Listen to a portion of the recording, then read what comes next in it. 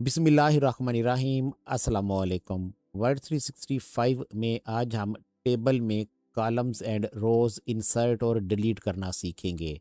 इस वक्त मेरा फोकस एक टेबल पर मौजूद है जो हमने लास्ट लेसन में क्रिएट किया था, जिसमें 3 कॉलम्स हैं, name, roll number and grade.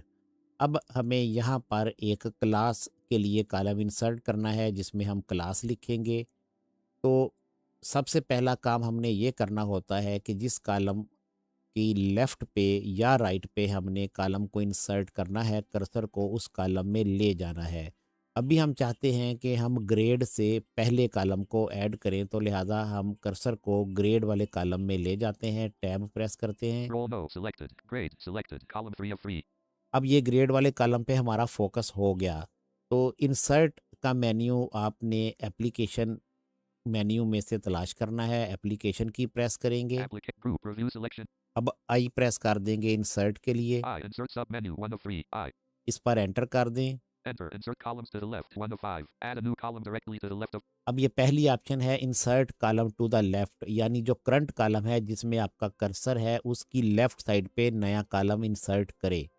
अगर यहाँ से डाउन एरो करेंगे, insert columns to the right 2 of 5. Insert columns to the right, जो हमारा करंट कॉलम है जिसमें कर्सर है उसकी राइट साइड पे एक ब्लैंक कॉलम इंसर्ट होगा। तो इस वक्त जो हमारी ज़रूरत है वो हमारे करंट कॉलम के लेफ्ट पे हमने कॉलम इंसर्ट करना है, तो लिहाजा आप एरो करेंगे, Insert columns to the left 1 of इस पर एंटर कर देंगे। and leaving menus selected. Space table dimensions changed to 4 columns and 11 rows. Table 1 uniform table paper grade.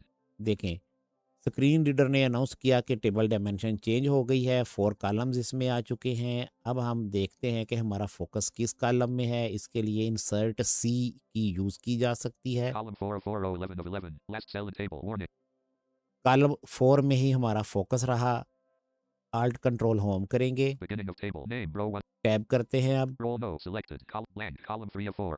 अब देखिए कॉलम 3 ब्लैंक हो चुका है। यहाँ पे हम लिखेंगे class C L A S S और डाउन एरो करके class blank. ये रो नंबर 2 आ गई। इंसर्ट सी से चेक कर सकते हैं। Column 3 of 4 row 2 of 11. यहाँ पर अब हम क्लास लिख देते हैं F I V E. और यही बार-बार नीचे करते हुए 5 को फिल करते जाएँगे। इस तरह से जहाँ पे भी आपको ज़रूरत हो आप नया कॉलम इंसर्ट कर सकते हैं। ये याद रखना है कि करंट कॉलम की लेफ्ट पे भी आप कॉलम इंसर्ट कर सकते हैं और राइट पर भी। नेक्स्ट अब बात करते हैं रो इंसर्ट करने के हवाले से। तो बिल्कुल सेम इसी तरह करंट रो के अबव यानी ऊपर या बिलो यानी नीचे की तरफ भी हम न्यू ब्लैंक रो इंसर्ट कर सकते हैं। एक तो आपका मालूम है कि टेबल के लास्ट सेल में जब टैब प्रेस करते हैं तो एक न्यू रो ऐड हो जाती है। लेकिन अगर आपने टेबल के दरमियान में कहीं रो इंसर्ट करना है तो फिर ये वाला मेथड यूज़ करेंगे। प्रैक्टिस के तौर पर हम टेबल के टॉप पर एक ब्लैंक रो इंसर्ट करते हैं, कंट्रोल आल्ट होम करेंगे। Beginning of table name row 1 of 11. Beginning of table आ गए। यहाँ पर अब हम फिर एप्लीकेशन की प्रेस करेंगे, Applicate group cut of आई से इंसर्ट पर आएंगे, I insert sub menu 1. Enter press करेंगे। Enter insert columns to the अब डाउन एरो करेंगे, insert columns to the right. Insert rows above 3 of 5. Insert rows above, इस पर enter करेंगे तो करंट रो से ऊपर एक ब्लैंक रो आ जाएगी। Insert rows below 4. इंसर्ट रोज बिलो, इस पर एंटर करेंगे तो करंट रो से नीचे एक ब्लैंक रो आ जाएगी। फिलहाल हम अबव पे ऐड करना चाहते हैं, Insert rows above 3. Insert rows above पर एंटर कर देते हैं। And leaving menus selected. Space table dimensions changed to 4 columns and 12 rows. Edit table. देखें 4 columns and 12 rows dimension change हो चुकी है। बिगिनिंग ऑफ टेबल आएंगे। Beginning of table blank row 1 of 12. Column 1 of 4. अब यहाँ पर पहले कॉलम में हमारा फोकस हो गया और ये पहली रो ब्लैंक हो चुकी है। फिलहाल इसमें हम कुछ नहीं लिखेंगे। नेक्स्ट अब हम बात करते हैं कि अगर हमें रो या कॉलम को डिलीट करना है तो फिर क्या करना होगा। जिस भी कॉलम या रो को आप डिलीट करना चाहते हैं, कर्सर को उस कॉलम पे ले आएं या उस रो में ले आएं। टैब करते हैं। Blank column 2 of 4. Blank column 3 of 4. इस वक्त कर्सर कॉलम 3 पर है और रो नंबर 1 है।